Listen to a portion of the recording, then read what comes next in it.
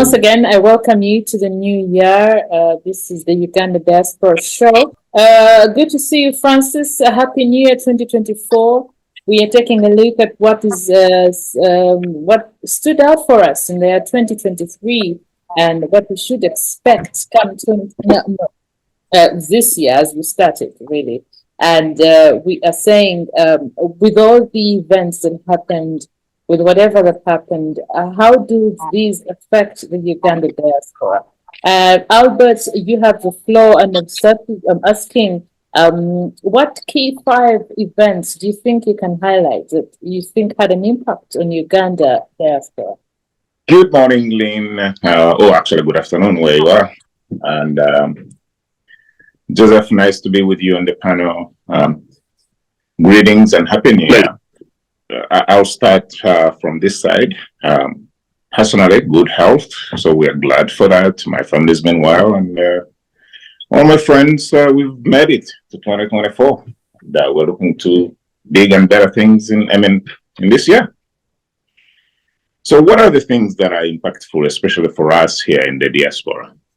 Well, they are started off promising, actually. I remember in January. I believe the president of Uganda and the team and his team were here looking for investors, looking for funding for the pipeline, coffee deals, etc. So for Uganda, it was promising. Unfortunately, that ended up with the AGOA disqualification or spending. The deadline has not passed yet. But we all know that deal, Uganda is going to be kicked out of the AGOA program. So that's for us here in the diaspora. We are excited. We were excited, and we're still excited. We got a new ambassador to start work in 2023. He's here working hard. But as I think I've spoken to you about the embassy and its services, that has not changed. And then several times people have given us lip service, telling us how they value us as the diaspora, how we contribute so much through remittances and the exchange of knowledge to our motherland, Uganda. But the government has not really prioritized us up to now. The embassy here in Washington, DC, that supposedly represents 150,000 Ugandans in the US. It's still staffed. Actually, now it's less people because a couple of staffers have left for Uganda, and I don't think they have been replaced yet. So it's staffed now by 8 individuals. So as much as you'd want to see us here being valued as contributing to the economy of Uganda, the government there sees us, I don't want to use the word enemies, but they really don't care that much, because you do fund what you care about. And the government of President Museveni has not really prioritized the diaspora, especially the diaspora in North America, as a core group, an integral group to the development of Uganda. But we are. So they're missing a huge opportunity, huge opportunity. And that is, it's clearly visible when you look at what has happened with the relationships, the hardship in bettering the relationship between Uganda and the US, especially. Because with a staff, as I described it, of about 8, that fluctuates between 8 to 12 people in Washington, DC, you have to rely on your diaspora community as your ambassadors. But the government of Uganda has not. As a matter of fact, through its lackluster and then sometimes even, I don't even know how to term it, but sometimes they actually intentionally disorganize us. And we've talked about the UNA campaigns. That was another highlight in 2023, where UNA got new leadership and the campaigns that we went through. Those are usually times you'd think that the government of Uganda would take an opportunity to actually kind of support a good leadership team that can unite the diaspora community as valued as ours here. But they don't do that. And again, an opportunity came and we got a new leadership. But I can tell you from now, it's been what, 6 or 7 months since the election in September, and nothing has changed. Nothing has changed. No services to the community, no communications from the new leadership. They won't even implement the new constitution that we passed in Dallas. It's the usual thing. These are the people that the government supports, puts in place, and it's been year after year. So I don't want to feel like seem like I'm lamenting too much. But you asked the question of what were the highlights. Those, I think, are the highlights. Of course, we did start off thinking that maybe we could have some deals here. Maybe the diaspora community in North America could get together, and then the relationships with Uganda and the US would improve. Those were high hopes. But again, it's a new year, a new dawn. So we'll see. And here in the US, we're going to have elections. So we'll see what this new year ends looking like. But so far, we are still pregnant here in the diaspora. We're still waiting. We're hopeful. You're still waiting. I know. Let's see if Francis shares the same. Francis, you're welcome and Happy New Year. We're trying to get to you about five key issues that made headlines for you in the last year as we head into 2024 with all our eyes on. Thank you, Lynn. Happy New Year to other fellow panelists, and Happy New Year to all Ugandans.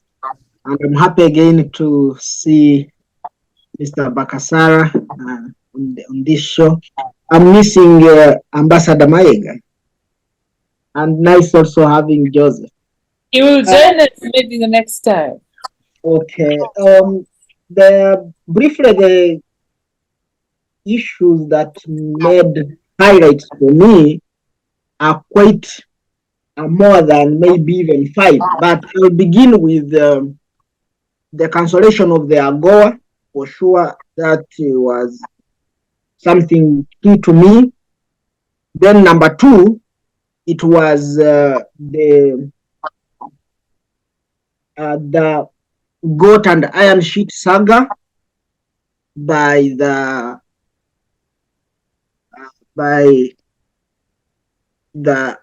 government of Uganda, pretending that it is giving to the poor people and again stealing using another hand, because that is the usual game of the NRM.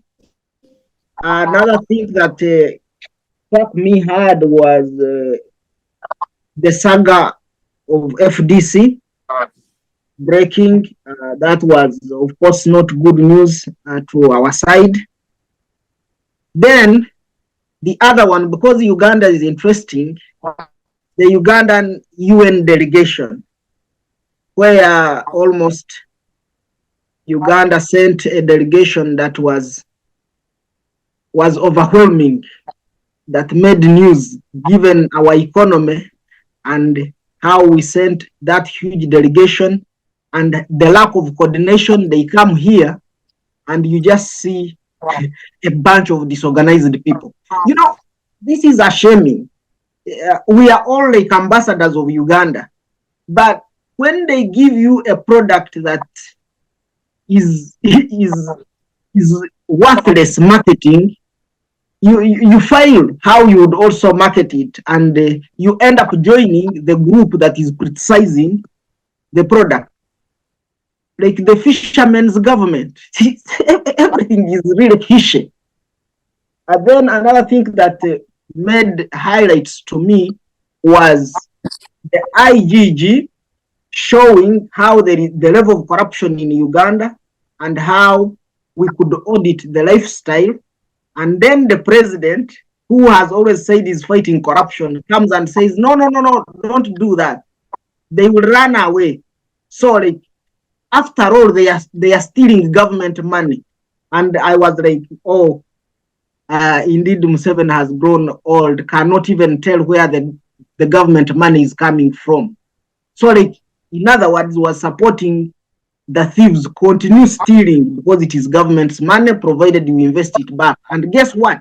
The investment, they go and begin grabbing and chasing poor people again from land. That up to now, I still ask myself, what's going on? And of course, there are so many. Then the other one, the most recent one, the buying of cars for former speakers of parliament.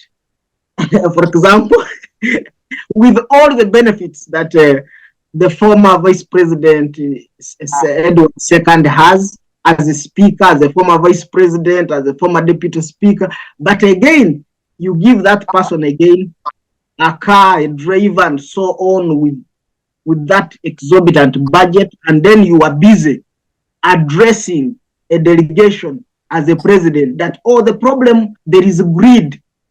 Greed has to be dealt with. Avoid greed. What type of, isn't that greed? And of course, the luxurious expenditure at State House, which I don't agree with.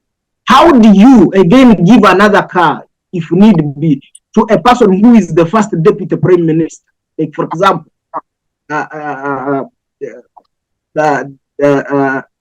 Rebecca Kadag. If indeed you are giving to every former speakers, and yet is also still in government. So these are things that I was asking myself. And of course, because my friend Ambassador Mayag is not here, always defending the indefendable, that some of these things, we just keep a blind eye, and then you come because government is paying you to do that, and you keep defending. So the list can go on and on. Let me stop it here for now, but otherwise, Happy New Year for everyone and all Ugandans. Thank you, Lynn. All right. Thank you so much, Francis. Joseph, I don't know if your network is now okay. Were you done with your highlights for the year? No, I'm in Kampala. I'm on the relatively leafy. Yes. So I'm saying that I'm on the leafy part of Kampala, and yet you can imagine even networks don't work. And just as a by the way, it's important. Ugandans, as we said, it's the responsibility of government to make sure that private entities, meaning telecommunications companies, are properly regulated. One, to make sure that they don't overcharge, but two, most importantly, that they provide the services that they're required to do. And then three, most importantly, that these services are efficient. One, to make sure that there is access, including in Karamoja, and that you don't take masks to Karamoja because there are many, these private companies negotiate, in which case companies. Therefore, in a place like people have sufficient access like this with you globally. Number two, we're having many discussions, academic discussions around the world. Kids are depending on technology, internet, to be able to study. So really, I see it as a by the matter for Lynn and Joseph because they're not able to communicate in the evening after their cup of tea. But that said, anyway, I was saying that the Mabati thing was, to me, the worst. And for the reason that, well, the most poorest of the poor and the most vulnerable were most affected. And I was actually shocked by how the manner of impunity of the regime was such that they responded to it as if it's business as usual. That said, the other one was there was a death of security as a key weapon for NRA. NRA has, since 1986, presented itself as the founders and guarantors of security for the people of Uganda. Quite wrongly, of course, we haven't been fundamentally and disagree with them on that. But the year when people were able to come from Congo and go into schools and kill and go back, and to the extent, therefore, that these things now happen into Kabul, the pastor is shot at, and all the president can do is to give him a new bulletproof car. But then also that security card, meaning that a minister is shot by his own bodyguard. That in itself, although it was by a security agency, a security bodyguard of the minister, tells you that security as a political card can no longer be claimed as. The other was AGOA, of course. I was just giving key repeats. Does it, if you don't mind. Okay, I think we lost him there. Okay, I wanted us to just briefly go through before we can look at how all this affected us. Uh, Joseph, sorry, we lost you for a moment. I think we'll come back to you shortly, if you do not mind. There are certain issues that, for me, I think, as a diaspora community, we ought to look at, and it's in regard to the politics of the country, the human rights. If you remember, the anti-homosexuality bill was passed and has had repercussions. We've had we also saw that the World Bank suspended new funding to Uganda because of that bill. We saw the U.S. Sanction Uganda, also, cancel out AGOA because of some of those human rights issues. We saw the UN Human Rights Office also quit Uganda. And those are some issues that we often talk about here on the show and how they eventually affect us. And we have seen that in 2023, it really had a number of those. We saw, of course, the Iron Sheet saga. We have seen it. We also saw that, again, in politics, we saw the FDC crisis. There was an FDC crisis that has seen new there was dirty secrets, spilled. We saw that the NEC committee members denounced the leadership of Secretary General Nandala Mafabi and Patrick Oboya Muriat. So we don't know where that is headed. So as we move forward, we're going to be looking at how all this is going to have an effect in Uganda in the year 2024. As we also prepare ourselves for the year 2026, we saw that in the National Unity Platform, the leader of opposition was replaced. Matthias Mpuga was replaced by Joel Sinyonyi. And many people are saying that the leadership now is really because of sentiment of the party leadership. The party leader is like, okay, I do not like this man. I need somebody I can trust. So Joel comes in. That is what people said. As we speak, we are gearing up for the NAM and the G77 conferences. I beg your pardon. So we'll be hosting the the 19th summit of the non-aligned movement heads of state and government. That is from the 15th to 20th of January at the Munyonyo Commonwealth Resort. Then we will have from the 21st to 23rd of January at the same venue host the third South Summit organized under the framework of the Group of 77 and China. And all that is happening. So there's a lot going on in our country. And I come back to us and ask ourselves, starting with looking at the economic projection for the year 2024. If we are seeing that the World Bank is pulling out, apparently the oil drilling started somehow. The Iron Sheet saga sort of simmered, but we've also seen that somebody procured, Francis, you must be interested in this. Someone procured iron sheets and actually sent them to a certain area. I'm going to mention one of the people implicated in that saga. So when we look at the US, now the US is going into elections. We have all these issues around us. We have been suspended. AGOA is limping. I want to pick your minds on the economic forecast for the Uganda and of course Uganda diaspora 2024. I'll start with you, Albert. Thank you, Lynn, and that was a good list and rehashing of everything that we talked about. I want to say a comment on the politics of the opposition that you referenced in the wrangles in FDC and the replacement of the leader of the opposition in NUP. And I've had these similar conversations with friends here. We have to acknowledge one thing. The politics that the opposition is practicing in Uganda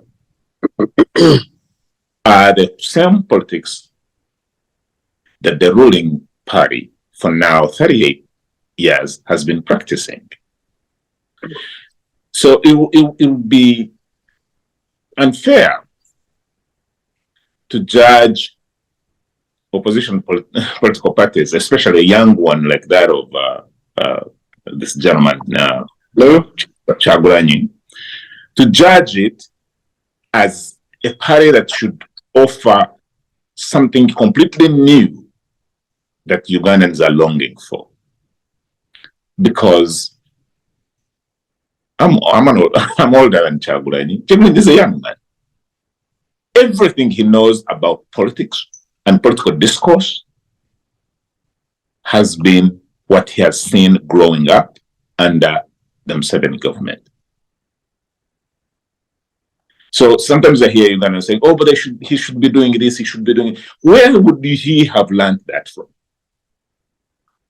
So if you see FDC or changing political officers, not giving some a chance, doing internal battles, pegging this person against the other, it's exactly what the ruling government has been doing for 38 years.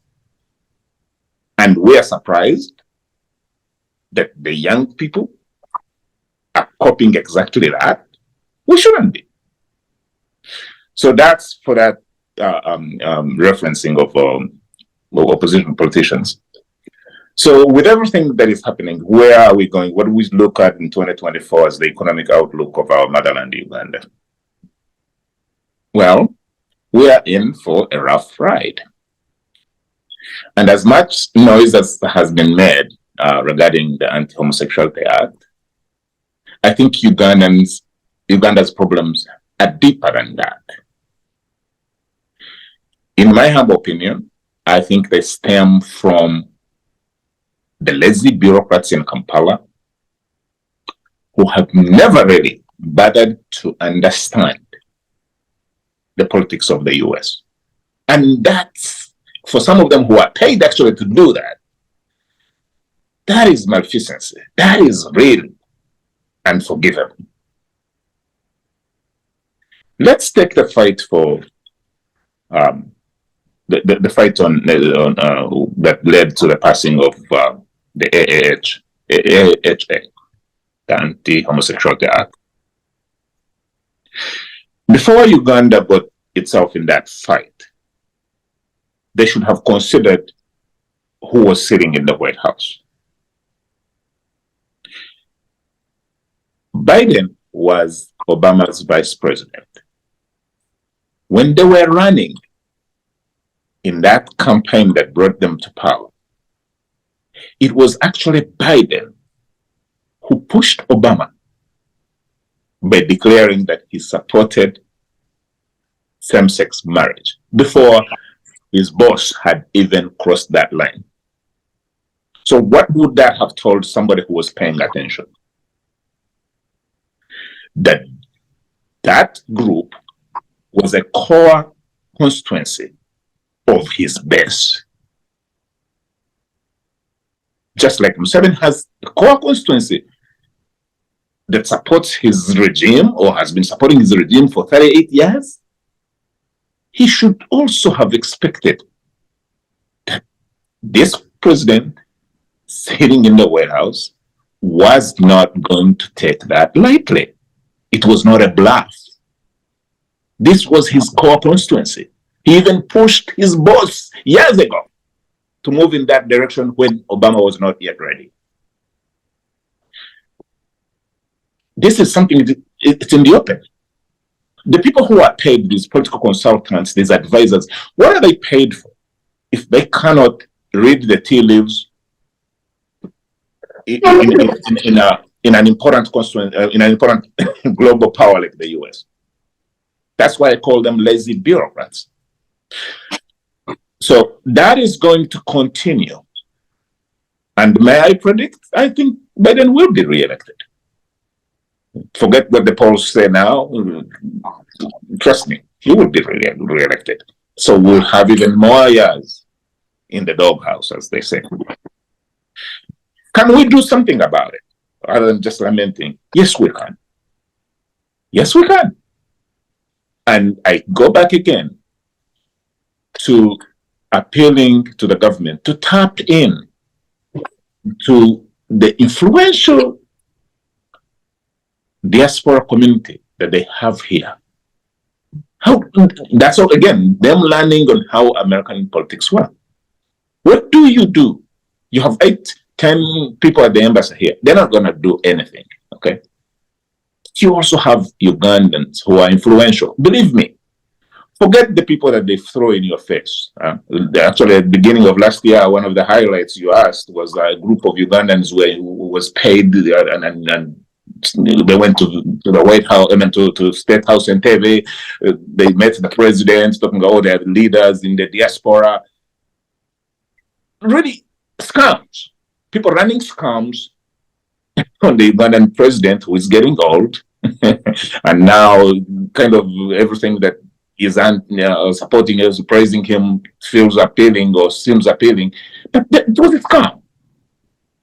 The majority of the people who showed up to meet with him have never been leaders in the diaspora. We live in the diaspora. We know who our leaders are. We know the people we respect. We know the people we listen to. So for them not to tune into that, and that's actually the channel that revives the relationship between the US and Uganda, because those are actually good ambassadors. What have they done, or what are they doing? Oh, no. They have this campaign now. I even laugh. It's supposed to be changing mindsets. So they have a squad, and they call it a squad because, for lack of a better word, that they have set up, that they fund. Taxpayers of Uganda come to America to fund people who came here. Think about that. Ugandan government money comes to the US to support Ugandans who are here. With all the opportunities that exist in this great nation, Uganda is still funding them. Funding them, that will not be a problem if there was a return on their investment. There isn't. I can tell you there isn't. The people they are giving money are literally, I call them hooligans. Hooligans who sit and abuse people, further antagonizing, further pushing people, further radicalizing people. That maybe at one point you could sit and reason with. I go on Ugandan forums here in the US, everything you see is just abuse. The people abusing them host people abusing them, 70 people. It's like, these are Christ. And some of those people are being funded by the government of Uganda. So you're not even getting a return on investment, because the return on investment would be, hey, let's talk to these people and see how do they unite. And when they have united, how do they lobby the American government to see maybe as Uganda we can have A, B, C, D. Believe it or not, this is how politics work here in the US. To discard and even disorganize an influential and would have been positive force for good relationships between Uganda and the US here in the US is really unconscionable on the part of the government. I don't know what they're doing, but well, I know what they're doing. I just think it's just crazy. It's just crazy that you send money to hooligans here to antagonize people who would actually be bringing the community together. But they do, day in and day out. And then we talked about UNA. It's not that UNA cannot be led by somebody who is an NRM. There are plenty. Some of them are my good friends. If you're going to do that, pick somebody who is not inept or corrupt. Find somebody. If you fail to find that person, then maybe even leave the position to go to the opposition or a position-leaning candidate. It's not that, it's not beneficial to the government of Museveni to keep having this organization that potentially could be a force that actually becomes a think tank or a lobbying organization for Uganda. It's not really beneficial to have this organization being the one that actually antagonizes Ugandans. It's not. Because now what has happened in the last elections we had in 2023, all candidates who were running for offices in that organization None of them held a single debate, public debate here. None of them attended a single function here to appeal to Ugandans here to vote for them. But all of them trekked to Uganda to meet the leaders of Uganda. Remember, this is an American organization supposed to cater for the needs of diasporans in North America. But they all went to State House and the halls of Parliament to appeal to that side, as if those people were the ones voting. Because why? The voting doesn't matter. The voting doesn't matter. They will do everything to make sure that the organization remains in shambles. But that doesn't help them. That doesn't help them. I think Museveni is beginning to, the president is beginning to now learn that that is not helping. Especially when he asked that for those people to come meet with him, and all they sent him were just fake people. That's so what do we do? I think we can reverse course. We can reverse course. We talked about AGOA, and I think we had a good discussion the last time about this. AGOA was disqualified, and Uganda is being disqualified from AGOA, not because of the anti-homosexuality act.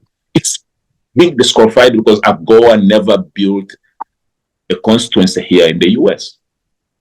I can tell you if there were partnerships between Ugandan farmers and American farmers, Biden will not be canceling AGOA.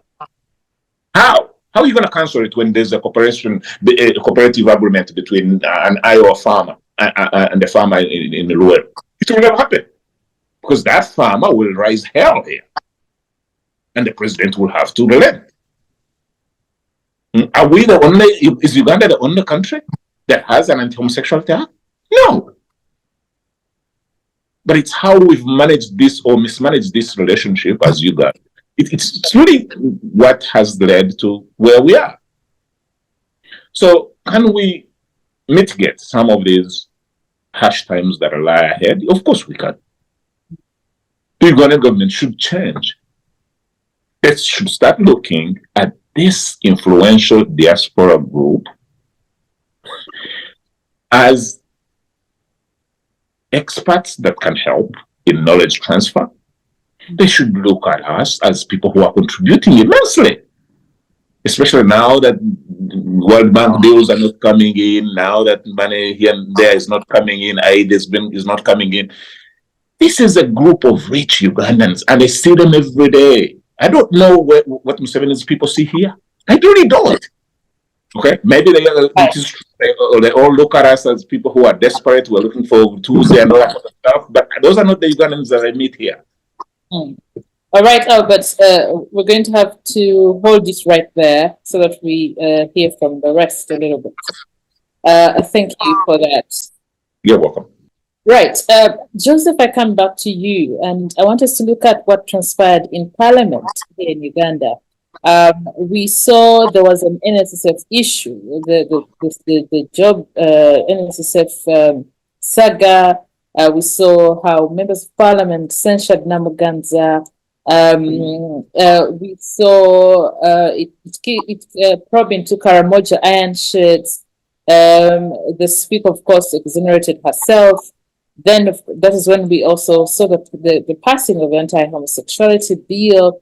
We thought that the deputy speaker at some point chased some members of parliament out of the National Unity Platform, out of parliament. There was quite a lot of what was going on in parliament as of last year. Now, as we get into the new year, as we kickstart, of course, they've started with the speakers forum that has been going on. The question here for me, and the question that is actually running through people's minds, is that can our parliament just be more, can it be more than just a rubber stamp? Well, I hope you can allow me, if you hear me, maybe just to avoid in a lighter for this parliament can never be anything but a rubber stamp. And in a way connected to that, I just like to the questions of the I'm not sure whether you will get anything special regime on a diaspora policy. I thought about its national interest, and whether it's local, domestic, or I happen to speak as somebody who was an early diasporan as early as 1987. Seeking funds was 1992.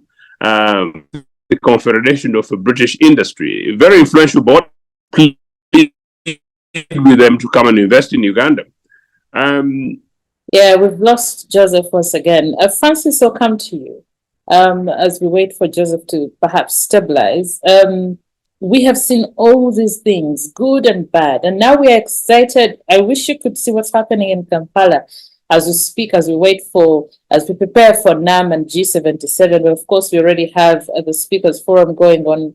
The Commonwealth Speakers Forum is underway, and there's a lot of excitement, but not for the Muntu. And my worry, and actually the people worry that all these things are happening, all the good things that are happening in Uganda benefit just a few and not everybody. As we go into 2024, what are your projections, especially in our politics and looking forward? Well, thank you, Lynn. Indeed, Uganda has had opportunities that would benefit all Ugandans, but they have either been poorly managed or because of the level of greediness that we have in our country, then we end up behaving like people who are smartly dressed going nowhere. To begin with, is that if you look at the theme of the 1909 Allied movement, that talks about deepening cooperation for shared global affluences or benefits, and then you look at the important topics they will discuss, like climate change, economic development for all these countries, then human rights and so on. But on all those, Uganda is like lagging behind. But then are we coming in with the preparedness of what are we doing in as far as climate change is concerned? But it's when for us we are surrendering our wetlands to Chinese, and then we are hosting a summit that is talking about climate change and how we can mitigate it. We are talking about harnessing opportunities. For us, it's where we are chasing people out from land.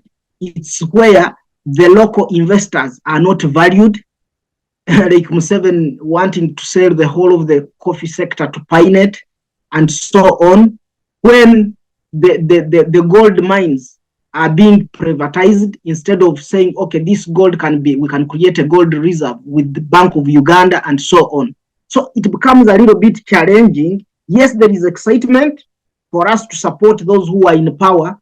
To again, it is an opportunity for them to amass wealth.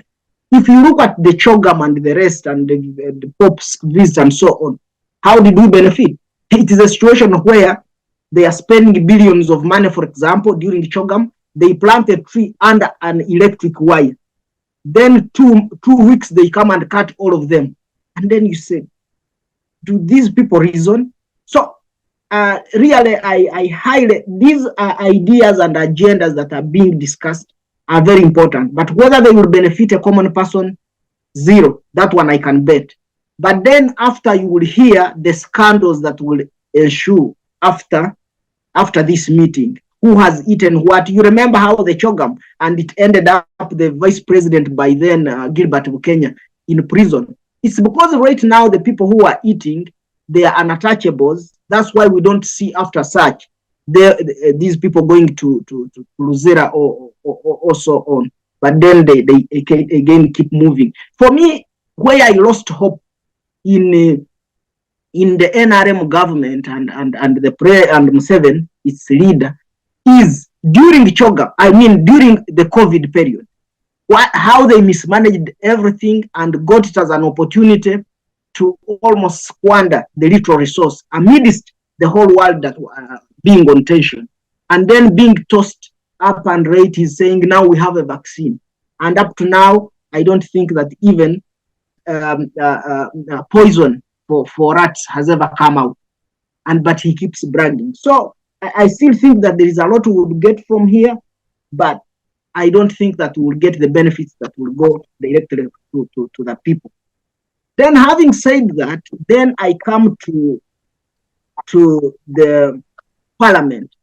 Of course, parliament, Lynn, I would equate it to what Castle said during the Versailles Peace Treaty of 1919. He said that it is a huge sounding nothing. So similarly, our parliament is a huge sounding nothing. Not because of their making, but basically because of the systematic approach of the NRM to collapse all institutions of government. And now we have remained with only Museveni is the state and the state is himself. So every ministry, whether it's a minister of health, like Museveni is an expert on everything. He's an expert on everything, and everything is in his pocket. That even technical people, instead of doing what they know, they have to go and first ask Museveni. So that's where the whole problem comes. It may sound as if every failure in Uganda we are heaping it on Museveni, but because we are heaping it on it, because he is the mastermind of collapsing all institutions, and now they are non-functional, that's why now our parliament comes in. That you find even when they pass a law or they do this, nothing happens. And what happens? Then they are there.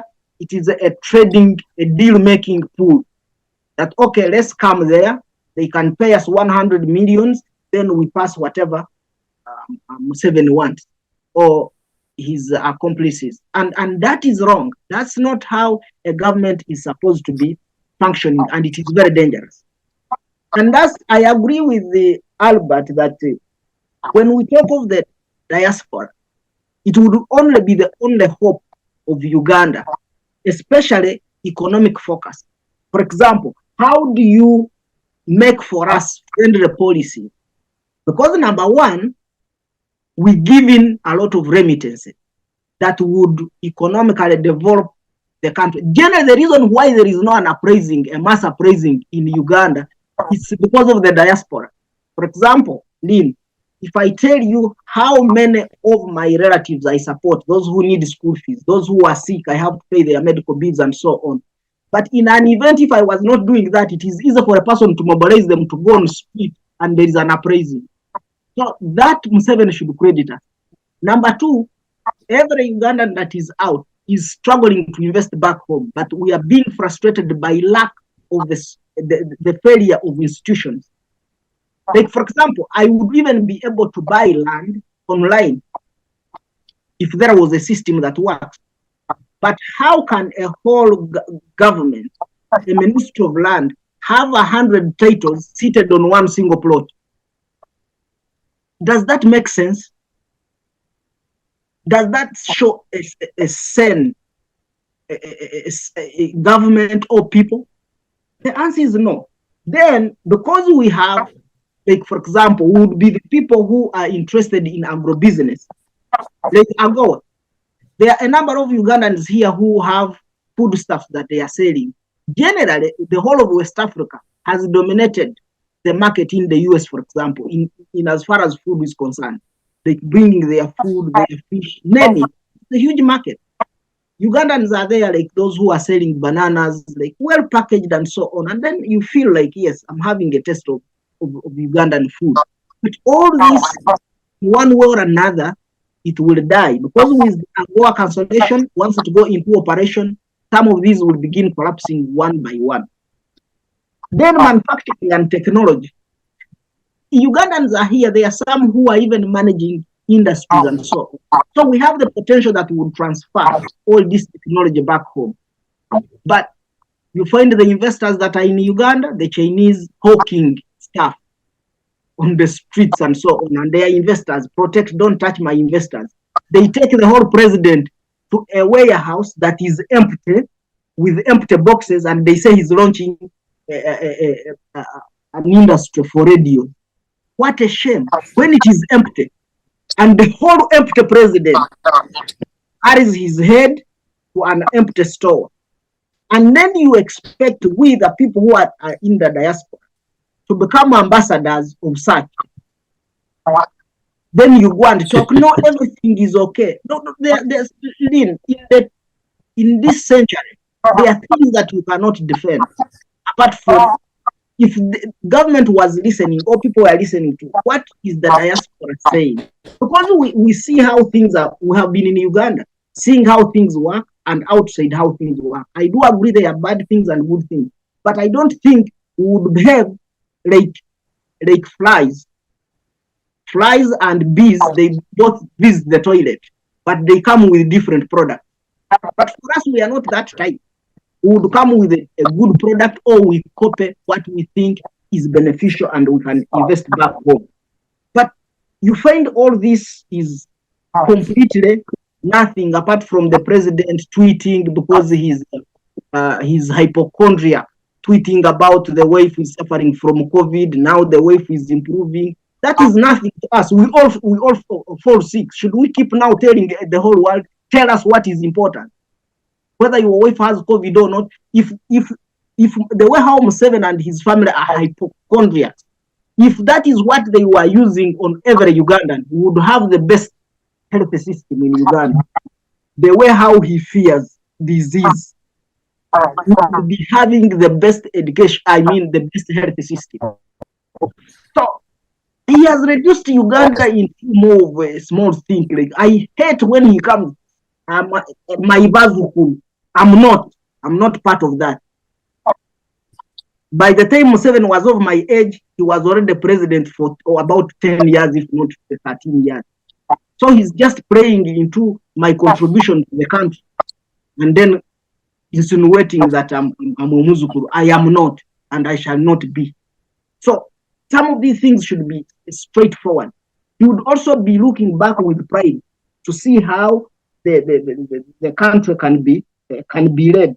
So promoting Uganda is important for us, but Uganda should also reshape and be marketable.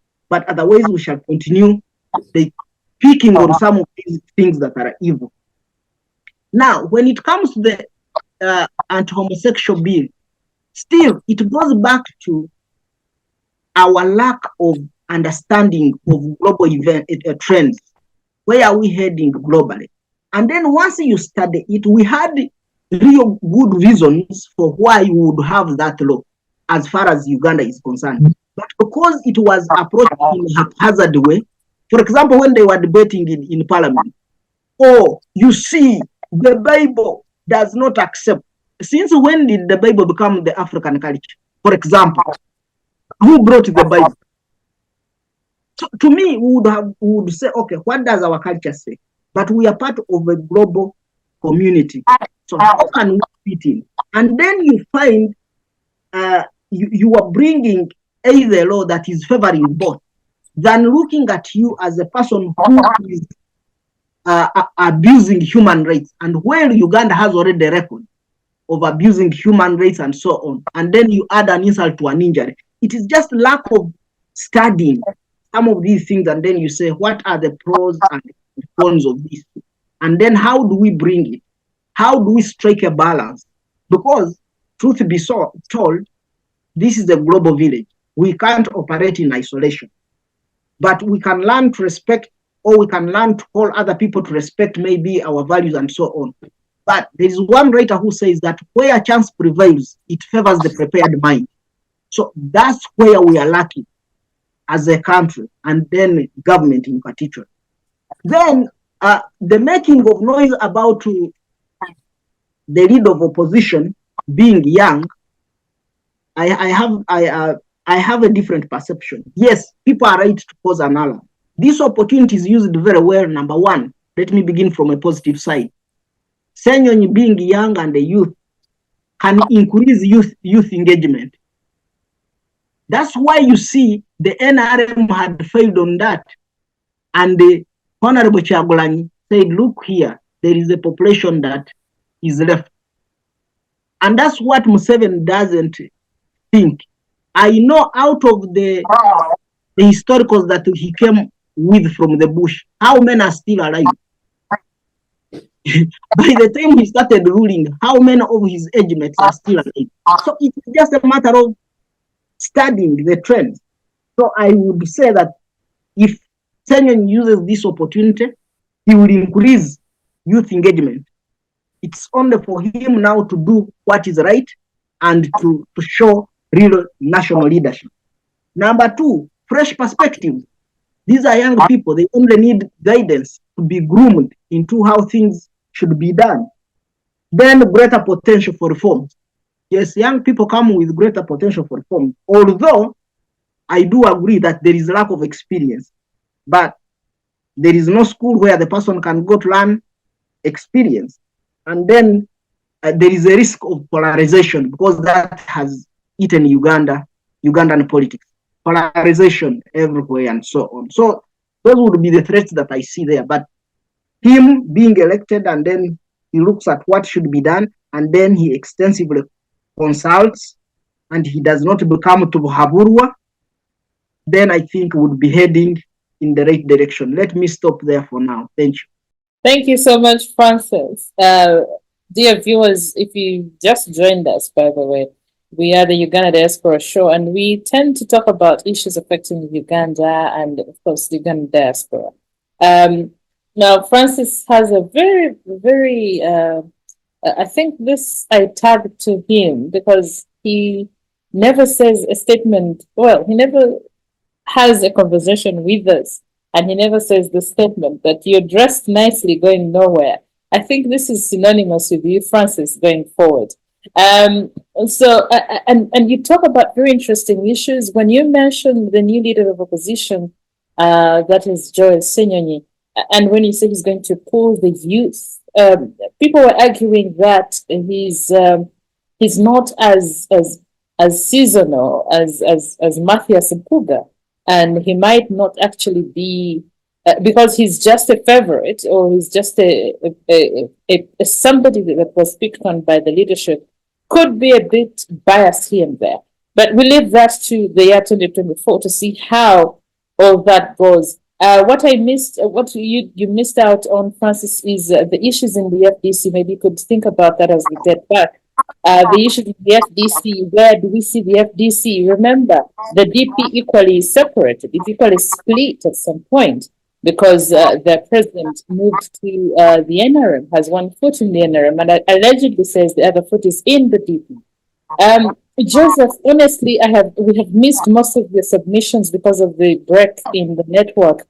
I really hope that your network is stable, because we'd really love to hear your submissions on the future of our politics and especially our parliament, because everybody is pointing fingers at our parliament and the way it is going.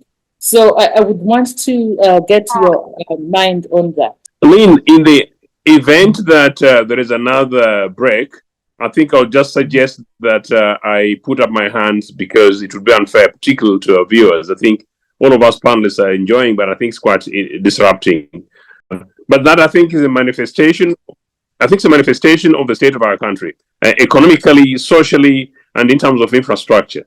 I think the problem this country faces is really the absence of leadership, unless and until there's a change of direction. And unfortunately, that change of direction has to be that NRA retire, at least for a period of time, just like it happens in every democracy, that at least they have a democracy of some sort. They need to rest because 40 years a year too long. I mean, it's really time too long. Number two, which is much more important, I think it's genuinely the case that, and I know I've got friends in NRA who believes this, I think it's really time for Mr. Museveni to retire. Maybe NRA ought to be able to look for younger, fresher, new minds. This is really very much about reshuffling of ideas and the direction, and recognizing that in some areas they failed, and in most cases, in my opinion, they failed. And that this country, beyond 1986, indeed beyond the early 90s, that I was trying. Question of governance, therefore, when you talk about parliament, when the internet got me off, quite clearly, as I said, real hard separation of powers in this country, the legislature, or indeed for that matter, the judiciary, it hasn't really ever recognized that. So that maybe hopefully in the coming elections, we begin to elect people who are slightly much more independent minded. Lynn, you and I had this discussion, I think, about a year ago, when we were rather hopeful that a relatively young legislators who would come on board were going to be slightly much more independent-minded. They're possibly going to try and turn around the assembly. It hasn't been. And the reason is that because money has been so substantially injected, and that you see how Anita and Taieba use the assembly as extensions for Mr. Museveni. It is such that the whole thing is so personal. There are no independent, particularly in UK, which I'm much more familiar, and the guys in US, Senate committees. Really, those are areas where there is always a semblance of independence, regardless. Critical committee leaders who know policy formulations and critiquing, and also to it simply doesn't the way to democracy. Unfortunately, because of it appears. My fear is that we are starting business of giving vehicles to former speakers, however much insulting it was. Lynn, I think I'll offer to withdraw participation until next time. Yeah. If you could use the chat room, perhaps you could read some of those comments. Okay, thank you. All the best, guys. Bye bye. Absolutely, thank you so much. We'll proceed and see maybe how. Right. I come back to you, Albert. You mentioned very interesting issues regarding the Uganda diaspora, particularly issues in the diaspora. And you were highlighting services given to the diaspora. You're talking about UNA. You're talking about how government back home should actually make use of the diaspora, as well as Francis. He did hint on this. And as we've had these conversations over and over, and we seem to say the same thing, especially about our government partnering, not necessarily partnering, making sure that the diaspora, Uganda diaspora, actually the actual ambassadors for the country. But it seems it is not going to happen anytime soon. Now, if we could perhaps look at maybe what should the government consider? And before Joseph went off, he actually said that he worries that the Uganda diaspora might not get much from the leadership in regard to that. I want to pick your... Again, on the diaspora, of course, you did repeat what I earlier stated. Yes, what can Uganda do? Well, it has to be actually a mindset on their part. I'm using their phrase because they're trying to change our minds. But as Mr. Kamuhanda has been saying, and I have said it too, you want us to sell Uganda, give us a good product to sell. You cannot have us on each other's necks and somehow expect that, oh, everything is going to be good. We're just going to be talking about only the good things about Uganda. And by the way, this is a big by the way. We have to also be tuned in what's coming, especially technology-wise. Now we are in the age of artificial intelligence, and all these AI languages and narratives that are being written about Uganda are really what exists out there. So it is important for us to start putting good stories about Uganda, or else whatever exists today and whatever is being put out is the image of Uganda that somebody will be writing about. Well, not somebody, some machine will be writing about, because it's just mining the data that exists about Uganda. So it is very important for people to tune in and start changing the narrative, and changing it now. Because 10, 15 years from now, you won't have that choice. Okay. People talk about technology being an equalizer. It's not.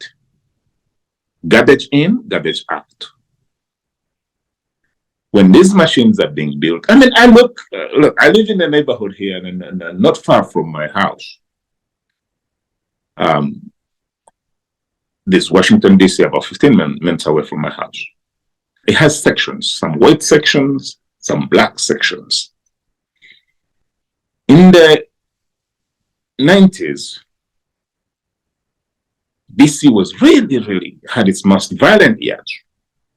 Had the mayor and the poor governance, and they really couldn't get a hold of violence. So most white people will not step in certain neighborhoods. DC has changed now in 2024. And now whites are everywhere. But let me tell you what I've observed. If you were stuck in that neighborhood that used to be bad, and you wanted to hail an Uber from that area, it would cost you twice the amount of money you pay than somebody who is in a white neighborhood, of the likes of Georgetown or others that didn't have those problems in the 90s. And here's why. In these neighborhoods, they still have residual crime, so the drivers don't want to go there.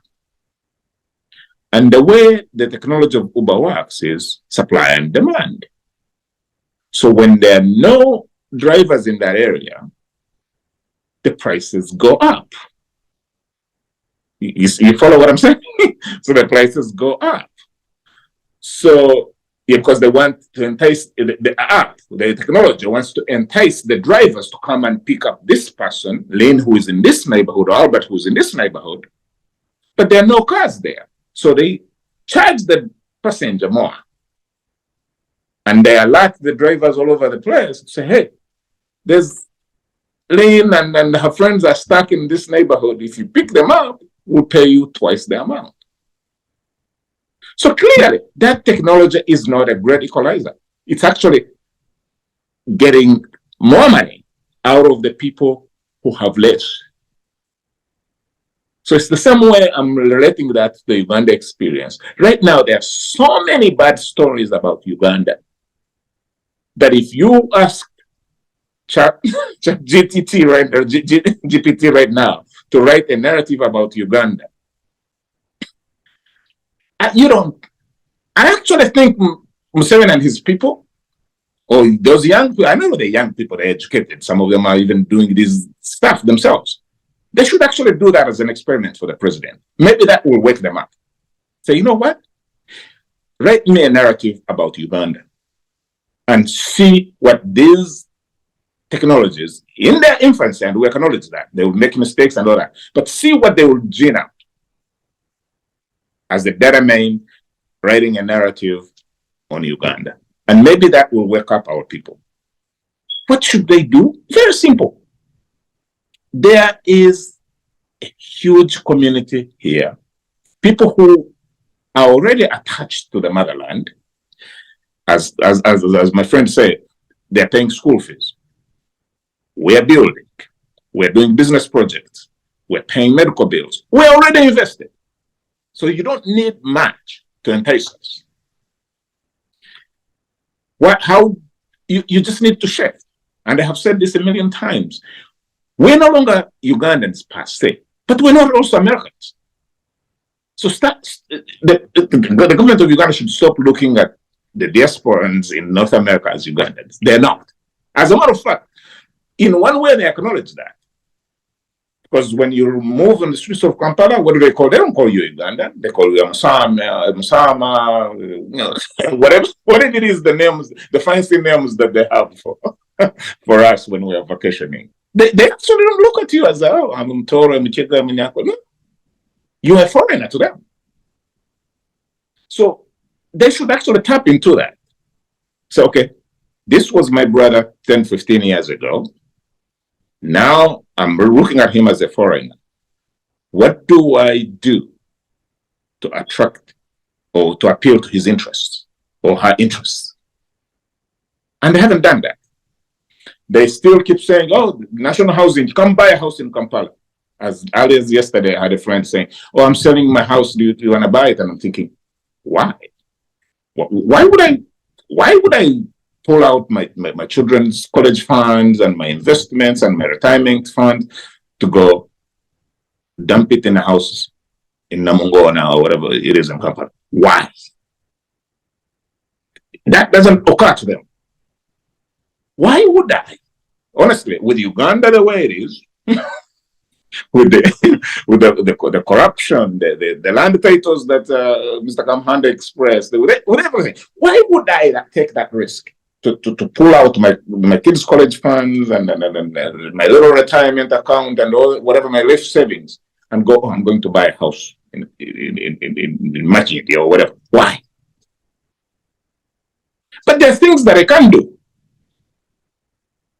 Do you have a diaspora bond that I can buy and know, hey, there will always be a Ugandan government, whether they're Museveni, Kyagulanyi, or whoever. It doesn't matter. There will be a Ugandan government, and if there's a government bond that is sold there, we could even go through a civil war. As long as I have that piece of paper, I will always claim that I have that, and Uganda, wherever Uganda, 10, 15 years, will pay my son that amount of money. That's an investment that appeals to us. What does the government gain out of that? They could actually raise millions and millions of dollars. Because I may not be willing to pull my entire children's college fund, but I could take a portion of it and say, you know what?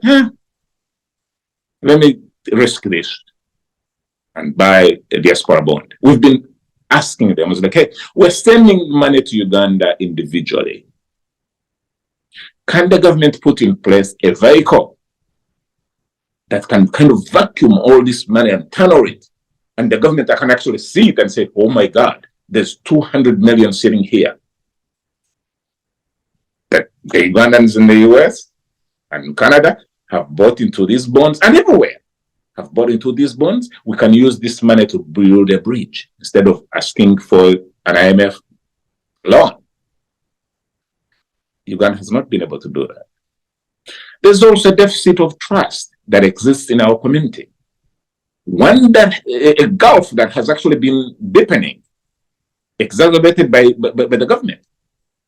I also already talked about how the government of Uganda, bizarre to me, why they would actually get taxpayers' money here to pay hooligans to harass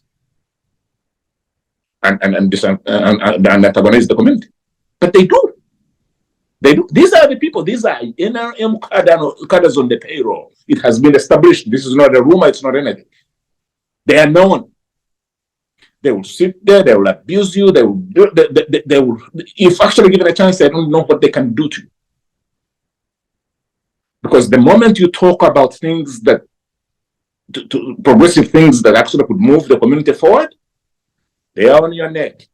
Oh God, help you that you don't have a secret in your closet. They will expose it. And if they can't find one, they will make one up. But those are the people on the taxpayers' roll. Ugandans are paying for this. Why? I have no idea. How does that benefit the government? Only God knows. Because it doesn't. It doesn't, in my humble opinion. The people that the government doesn't need to spend money here to begin with. Secondly, it should be trying to reach out to people. They are here. You don't even have to think of an Albert who can be a complicated case. But there are NRM people here who are reasonable, who are principled, who are able and capable. For example, of leading an organization like UNA. You will never see the Ugandan people, Ugandan officials who are in charge of this docket actually fear those people. Or those are uncontrollable, or that one is too independent. But those are the people you need if you need the community to move forward. Because a good diaspora community will be good for Uganda. A stable, peaceful diaspora community will be good for Uganda. So yeah, that's a good start in 2024. The government mindset about the people who live in this place should change. Secondly, they should give us good stories to sell about Uganda. Thirdly, they should keep their eye on the new technologies emerging, because it won't even be somebody writing. You could pay 1 million people to write stories, the little story. It's about Uganda 20 years from now. If the bad narrative has taken root, it will be hard to change. I'll stop there and thank you. Right. Thank you so much, Albert. And actually, I was seeing that before the year ended, there was a sit down by the Uganda the head of diaspora department, Minister of Foreign Affairs, that is Ambassador Johnny Muhindo, and he called for togetherness among Ugandan diaspora. He said he says that there are issues, there are wider diaspora issues that include role of diaspora department, formulating a diaspora policy for a safe, orderly and development-oriented diaspora, planned return of qualified Ugandan nationals, pilot project MOFA IOM on transferable skills from the diaspora, participation in Ugandan elections, proposed annual homecoming summit beginning 2024, proposal for a diaspora circle for investment in Uganda and abroad. And I think this is where we need to sit down with them, and actually they should tell us about that diaspora bond that people keep asking about. Right. I think moving forward as Uganda Diaspora Show, we will definitely look out for Ambassador Johnny Muhindo to have this conversation with the Uganda diaspora. Now, Albert, I beg your pardon, Francis, I come to you. We have seen, so far we are highlighting quite a number of issues. And as we begin to wind up on this conversation, because we're starting to get to the end of it, we seem not to have any hope for 2024.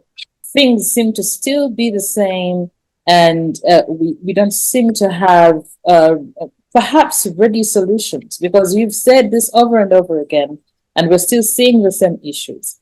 We've seen that Uganda has tightened rules for land registration. So for the diaspora, people who want to own land. There were issues of diaspora discussing voting rights. So there's a whole lot. And with the politics back home still looking grim, well, not so grim, but looking a bit not so fair, we still have a long way to go. Is that so, Francis? Lynn, back to what you were saying, whether 2024 will be of any different from 2023 or other years, I would still say that I highly doubt. Not that because I don't have confidence in ourselves as Ugandans, but because of, like, as how I said, the institutions on which all our thoughts and hopes should premise have collapsed, or by design, or by greedy people, and more especially from government. And then this makes, even when our vehicle may be good, panel beating and so on, but the wheels cannot turn for it to move forward. And I say not until we tackle some of these deep-rooted structural problems, and especially in leadership. And then, of course, having the masses understanding their role, then I think we may not move forward. Every year, every other year will always be the same. Albert brought an important point. Because we have always said, you have to learn the times. Times change. Like, for example, he was talking about what is being thrown out there in terms of technology, social media. Now where we have what they call social influencers. So you find these are, the moment something is told over and over, even when it may be a lie, it will always appear the truth. And because our Uganda does not put the right people in the right position and allow them to do their work, that's where we are getting most of these problems. But every person who goes into service is looking at, what am I gaining from there than what do I have to offer my country? And I agree with Albert that makes us even fail to trust. For your own information, I was a person who was also here promoting, amongst other friends, like, that we need also to put money in SSF in Uganda. And I have an account, by the way, there. But when the NSSF saga came in, people were asking me, Francis, we told you people looking at money and then looking at it, not looking at it as money that belongs to people, but as money now, how much should we share? And they are not ashamed. In broad daylight, you begin planning how to share other people's money or sweat that they are saving for their retirement. That was ridiculous. It is something that I could not believe that people of sound mind can sit and do that. And as Bakasara said, these would be the people who would be saying, okay, if NSSF there is money that is able, can we invest in a bridge, government will pay us, or can we even create a road? Bakasara, when we are going back home in Fort Portal, I would be very happy to have an express road from Kampala to Fort Portal, and I pay. Every time I read on it, then I pay. But NSSF, if they have money in excess, they can do that. Ginger Road, you always see the jam that is there. NSSF can partner if there is excess money, partner with government and create an express road. People will pay and investment will come back. But you fail to understand. The government, the NRM is, when you talk of what John was saying about the diaspora desk and so on, this is a government of statements. They just make statements, I think, that are publicly to arouse the public, but when you go on to work, how many times have we engaged as the diaspora? You still remember, Lynn, when we engaged them and they could not even answer why we need again to reapply for passports. That because the paper one that we're using, the paper now they are shifting to digital. And then I was like, okay, then how did you print out a passport? You don't have my information. I thought even when I filled the paper, you entered it into a computer and it is stored. Look at how the saga behind the national IDs, that others, they don't have a thumb. So now you can't even do this. I don't know. In some of these things, we feel like we are hurt from the bottom of our hearts. We love the country. We would wish, and we have been and will continue to be part of its progress. But the way how matters are handled, I don't believe. Recently, I was driving with a friend who recently came from Uganda, and I reached at what they call here a four-way. They are stop signs. Whoever reaches at the stop sign and you stop first, you are the person to move. So when I stopped, he said, but what are you stopping? Why are you stopping? There is no person. I said, but there is a stop sign. So he said, okay. So, but there is no traffic person. I said, yes, the signpost. I have to, I'm a driver, I have to read and be aware of all road signs and what they mean.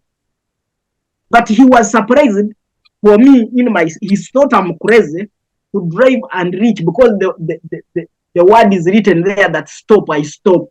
He was like, well, what are you doing? So you see, these are like self-discipline that some of we have to put into ourselves. Lynn, sometime back, I and you, like, there is when we are talking and then we talk about how things are working in Rwanda, but we are better than Rwanda and so on. But let's be sincere. What did Kagame do? He would come and scout people from the diaspora. What are they doing? And so on. And once they get to his country, he would let them do. That's why people are flocking from Uganda to go and tour Rwanda. And look at how for them they are using their money. They would rather sponsor or be part of the sponsors of an international football match or game to say visit Rwanda and so on and so forth. My daughter recently visited Rwanda, but was telling me, okay, when I go to the arena, I don't know what they are calling the canopy, and then I look at, for us, the forest that we have, like in Panga Forest and so on in Fort Portal, and said, oh, there is a lot to see. But just because my daughter is in senior 2, is going to senior 3, but was saying, it's just because I think we lack organization. A child said that we lack organization, but I think there is a lot that people would be seeing. And in particular, he gave, for example, an example of tea that is in Fort Portal. That itself would be something that is an amusement for people to come and see. Leave alone now the Bakasara is aware, the greater lakes that we have, and so on and so on. But the way how we position ourselves, you know, this word I would equate it like soccer, Lynn. In soccer, if you don't space yourself, there is no way they are going to give you a pass. The ball will keep exchanging, I don't know whether exchanging legs, while for you, the way how you are positioning yourself does not even give appetite to your fellow player to give you a pass. So the Uganda does not give us an appetite. Even when we struggle as much as possible, like people in the diaspora, to be part of Uganda and to participate and to get engaged and to get involved. But Uganda is also struggling as much as possible to lock us outside. Like, by the way, one of my accounts was deactivated. But I told them, no, we can activate it online. I'm outside of the country. They said, no, you come. I'm saying, but I'm the one. Can you video call and you look at me? They said, no, we don't have that. We don't have that service of online. And I was like, I think, Albert, you have gone to Uganda. You can withdraw even your money. When you are in Uganda, you withdraw it. That is here in a bank. But in Uganda, it was terrible. And up to now, I said, okay, take the money that is there and so on. Of course, having had the saga, the saga that is happening in the banking sector. Yeah, Lynn, you know what banks have been doing to people's investment, where you find even a person who is in the bank is almost a thief. Others have been removing, where maybe Bakasara has 2,565,000 shillings. Then they remove like the 65 because Bakasara will not notice that. And then it is done on maybe 100 customers and the person is getting. So I think this, to me, even when I saw they are allocating a lot of money to behavioral change, there are certain things that will not allocate money. And I have always said this, Lynn. I don't need to tell my children that I'm their father. I need to do what a father or a mother is supposed to do. Automatically, they will know that I'm the father. I don't need to teach children to become patriotic. I need to behave in a patriotic way for them to know that we are patriots, and they will follow that. I have never invited a person to come and teach my children the norms of our culture or religion that we believe in. I just wake up and go with them to church. And they have also continued doing that. When we have cultural functions and so on, I always go with them. When I'm going to greet people who are older than me or whatever, they see how I'm greeting. By default, they are also doing that. But in Uganda, where now you are saying everything is commercialized, I don't think that we are building a nation that is going to help Uganda. That's why our approach, which is not a favorite to most Ugandans as ANT, we have always gone back to build structure. Even the little seats that we have won, we tell them, okay, how do you lead people? How do you engage them? From the grassroots level and so on. So for us in that way, we think that it does not need a budget to teach behavioral change or for people to become patriotic, but it is on the leadership to go down and say, this is what we need. This is a Uganda that would work for everybody, and this is how we can engage everyone. And this tendency of now Uganda becoming a main exporter of hooliganism to even other countries and like in the diaspora, it does not make sense, and it is taking us nowhere. To me, I would appeal that in this 2024,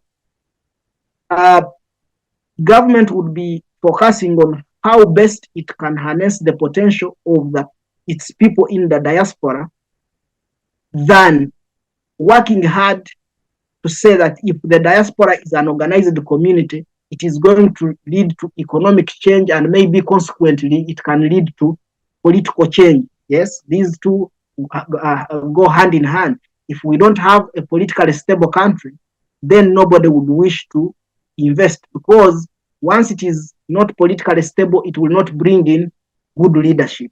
Thank you. Yes, indeed. Thank you, Francis, for that. And wow, comprehensively put and very insightful.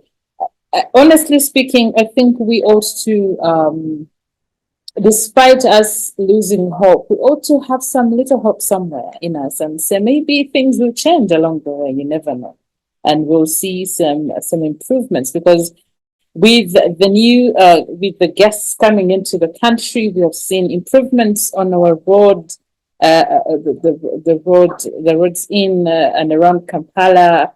We are seeing improvements here and there. We're seeing some changes.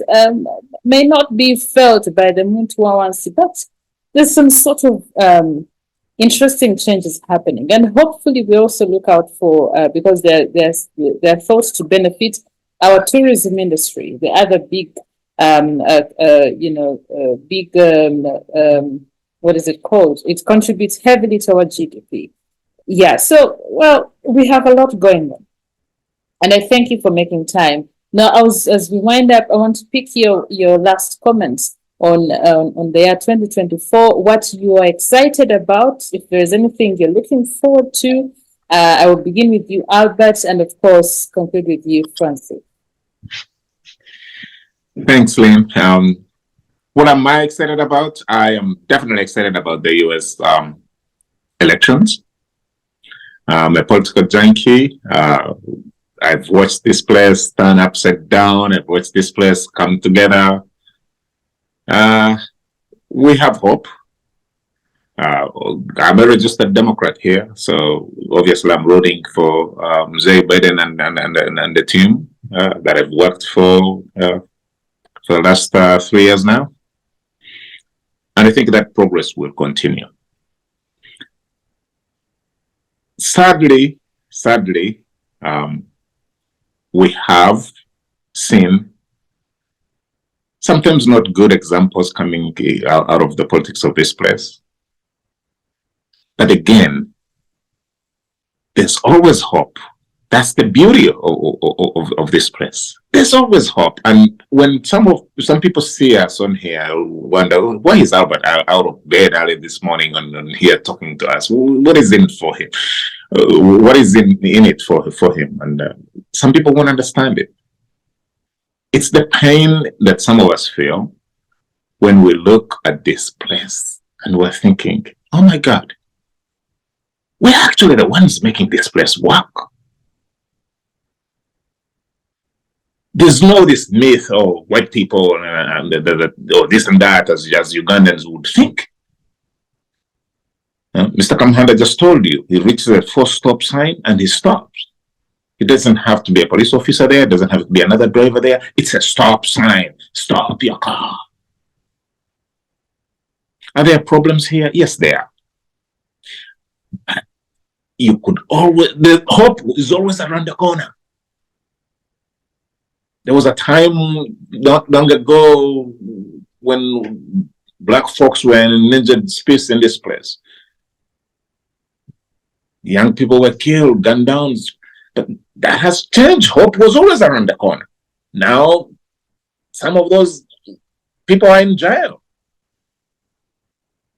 I think on average, the life of a young black man now is about $11 million. If your community police officer who is anxious and doesn't like black people shoots or kills a police officer, yeah, the civil lawsuit will have that police department pay about $11 million. So your taxes, you who have raised that racist police officer will pay one way or the other. So you can see that things change. So I'm very, very excited about to see the politics of this place, especially progressive politics that move us, because now this place has become our adopted home, even when we have Uganda as our motherland. So our frustration is that we see these things, they're not rocket science, and we are wondering, when will our people wake up and start doing these things? We don't have a lot of time, Lynn. It's really the urgency of now is here. we really have to do this. Uganda's population is exploding. The youth are underemployed, unemployed, a mass. This, even for people, see, when I was doing my business school, we looked at these win-win deals and negotiations, and this is actually an appeal to the president to actually start working for his own interest. Forget Albert Bakasara's interest. To work for his own interest, for his grandkids. He keeps saying Bazukuru. If his interest in Bazukuru, this is actually the time to work for those interests. Because I can tell him, if he was here face to face, I can tell, sir, the center will not hold for long. There's no way. There's no way. There is no way that your son and your grandchild is going to drive an expensive car and live up on a hill when the rest of the youth are in the crowded ghetto. They're going to stop that young man one way or the other. Tomorrow, next year, 5 years from now, they will stop. And they will not stop him by waving him down. They will not stop him by waving him down. So it's now or never for the president of Uganda to say, you know what? Fine. I saw, and I think when I was coming on, there was a conversation about cars being given out and other parks, like 300 million for housing allowance, 50 for furniture. I actually have it on good source that the 5 cars that actually were given out to former speakers, that was actually just this current speaker getting excited. I hear those cars have been given out to a whole bunch of people, retired judges, former ministers, army generals. So these packs have been going around. It's just that the speaker got excited and put out a tweet, and it rose Ugandans. Why am I saying that? To appeal to also you Ugandans to wake up. You're excited about 5 cars on a speaker's tweet, when actually there are about over 50 of the same cars that have been given out. And they were not even coming just a car. They were coming with 400 million shillings for people who already have homes for housing allowance. What are you giving a retired judge housing allowance for? Where has he been living for the last 38 years? When you have dilapidated hospitals, when you have crumbling roads, what do you want for a former minister to do with 300 million housing allowance? So that's on you. You can't ask for Albert Bakasara to wake up. I'm fine. I voted with my feet. I left the country. I'm here. When I want to return, I will return. If I don't, I don't. But you as Ugandans also have to wake up. Our siblings, our parents, our brothers, our friends, you have to wake up and hold this government accountable. This overexcitement, oh my God, the speaker has given out a car to a former speaker second. Oh well, when you were not looking, the ones that did not make the tweet were actually 3-4 times that number. So you should ask, why is the government doing this? Okay, so Uganda is a beautiful place. Let me end on a good note. Uganda is a beautiful place. No one needs to tell a Mutoro like me that Uganda is a beautiful place because the most beautiful place in Uganda is Toro. We market it everywhere I go. I used to tell a story whenever I come out of Uganda, I'll bring peanuts and all kinds of trinkets from Toro and put them on our suite, at our conference desk in the suite, and I'll write a note and then send out an email saying, "Hey guys, the peanuts are here. This is how the pictures," and I'll put a video screen in the conference room. Hey, these are the pictures from Uganda. We've marketed Uganda.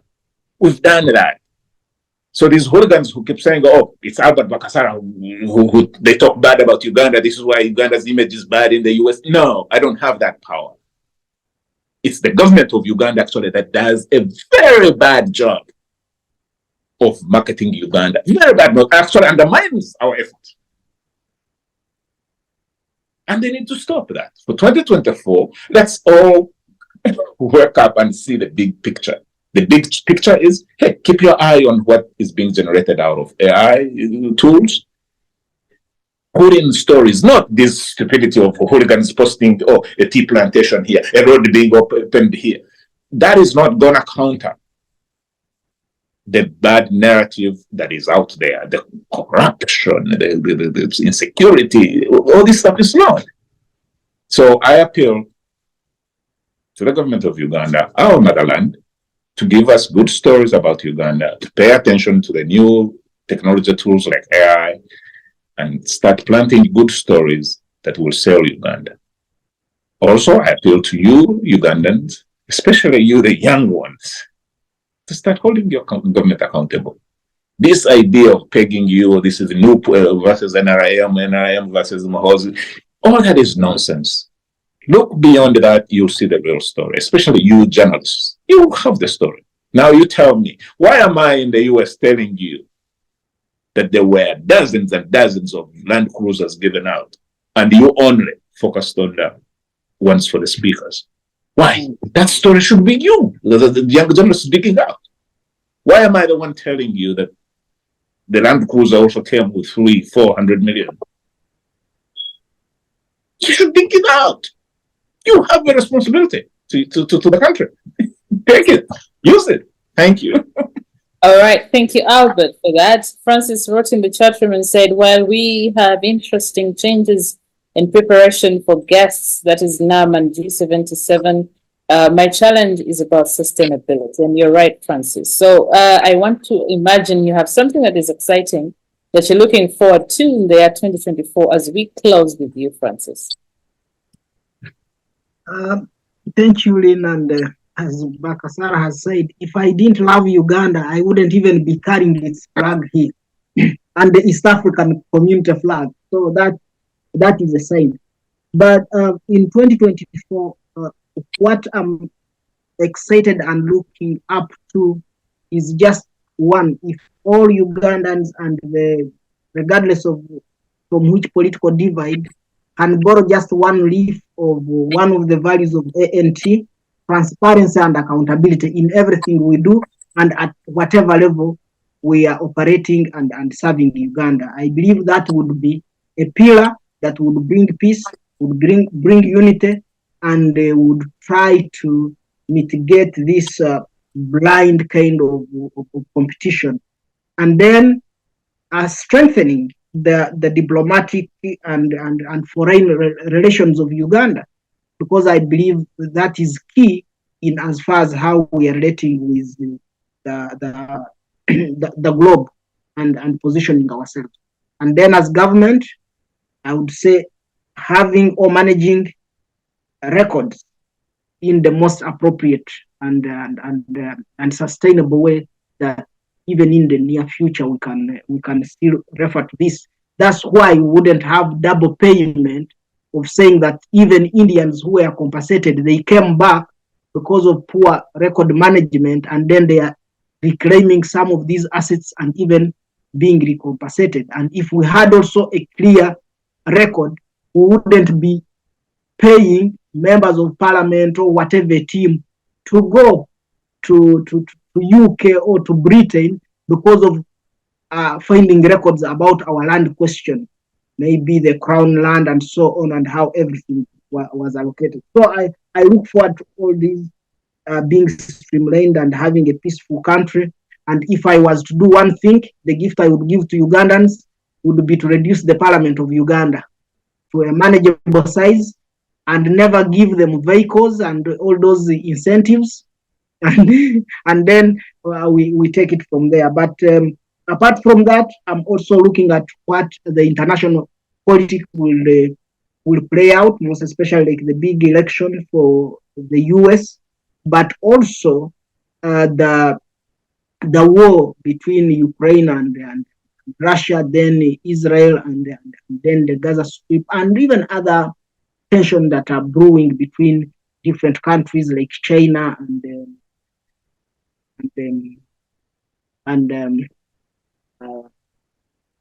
I'm forgetting the small country, then South Korea and North Korea, because all these, once again, they come in, they can lead into a catastrophic event, and yet as a people we are progressing, and given all this big population, we have to really systematically plan for it, and how do we thrive as a people. Thank you. Thank you so much, Albert and Francis, for your time. And of course, we get into the new year. Of course, our viewers on Civic Space TV, thank you so very much that you keep us ready to serve you every other time we have the Uganda Diaspora Show. I thank you very much, and I wish you the very best of the new year. Let's keep our hopes high, and let's also strive to be the change we want to see. And with that, we wish you the very best.